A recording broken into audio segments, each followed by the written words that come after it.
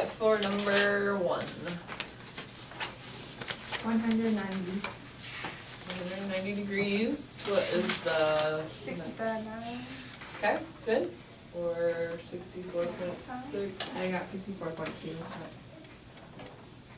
Yeah, I don't know. close enough. 2. 11.9 miles per hour. Good. 11.9 miles per hour and 34 degrees. Good. And 3. 266 miles. I got 266.9 miles per second. I Or mean, Meters I'm per sure it's second. pretty similar. I'm guessing the difference is probably in how you're entering them into your calculator. If you, well, maybe not. If you round it all, when you're squaring it, it could be slightly off, but as I'm more concerned that you know what you're doing, and if you got 266 or 267, they actually have 266 as the answer at the bottom. I got 266.9 also. So. And what was the degrees for that? 148. Good. And 4? 5.8 miles. Good. 309. Very good. I think you guys are good with that. Yeah, go ahead and get out your notes. We'll just, you won't have any homework, but we'll just start talking about the other method for adding vectors.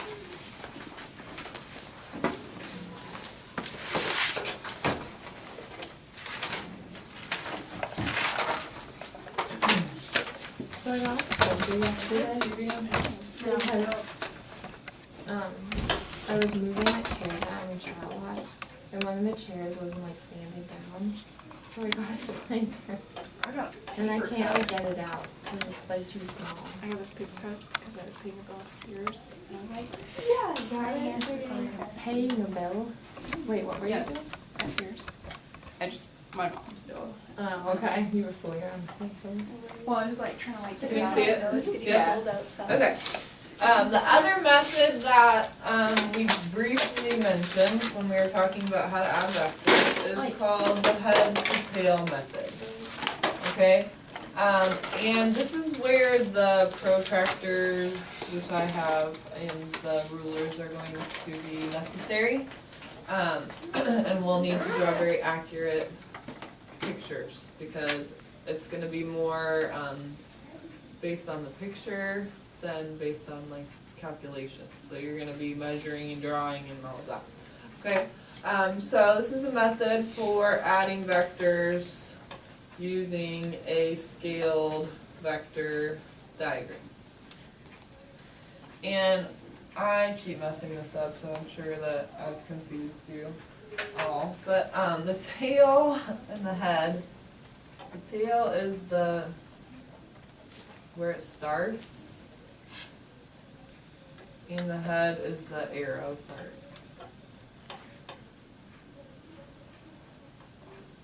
So we can get that straight. Okay, so to add using the head to tail method, first you're going to choose the scale. We've talked about this a little bit as well. And write it on your diagram.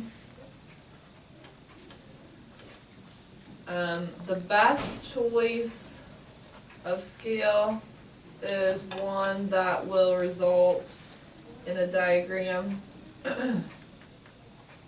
that is as large as possible but will fit on your paper.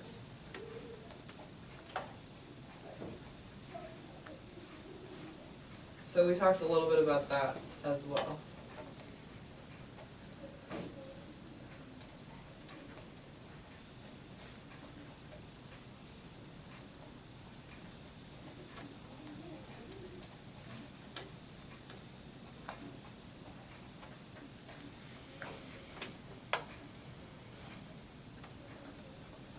Okay, so first you're going to pick a starting location and draw the first vector to scale in the indicated direction. So you will need to use a protractor to make sure your degrees are accurate, and you'll need to use a ruler in order to make sure that your scale is accurate. And you're going to make sure that you label the magnitude and direction. I already said that. Never mind. Sorry. Don't write that down. Okay, then starting where the head of the first vector ends, so that's the arrow part, remember? You're gonna draw the second vector to scale in the indicated direction.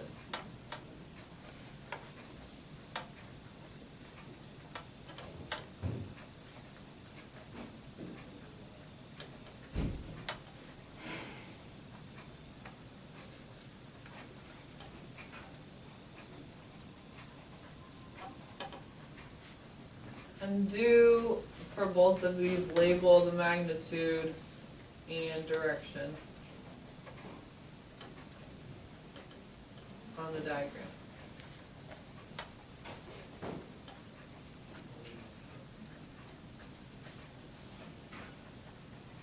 No, my hand is cramping. What? My hand's cramping. Sorry, No, it's fine. you just need to do that for both.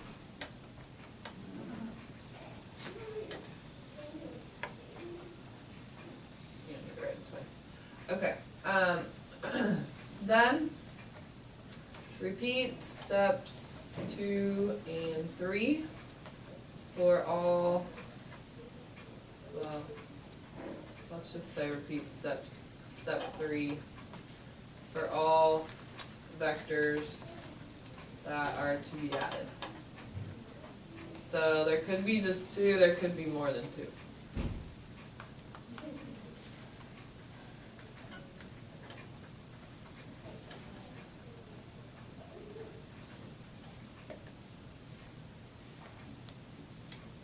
And then you will draw the resultant from the tail of the first vector to the head of the last vector.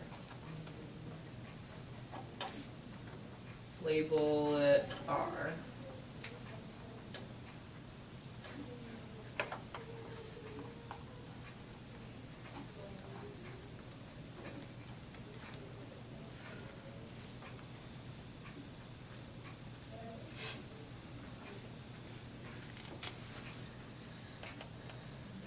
Using a ruler, measure the length of the resultant and determine its magnitude by converting to real units using your scale.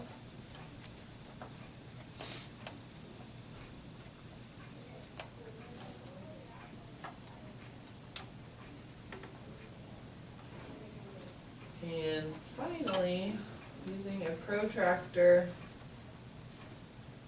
measure the direction of the resultant using the counterclockwise, let's just say using CCW.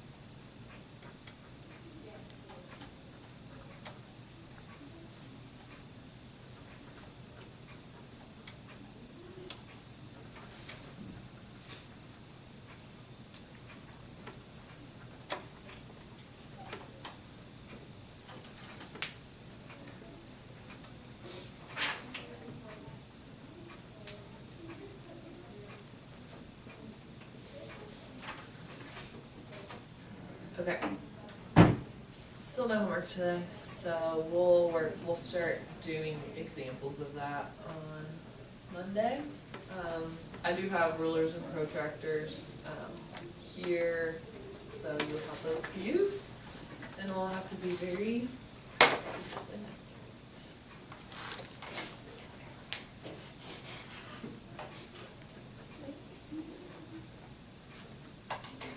You know, I wear shorts.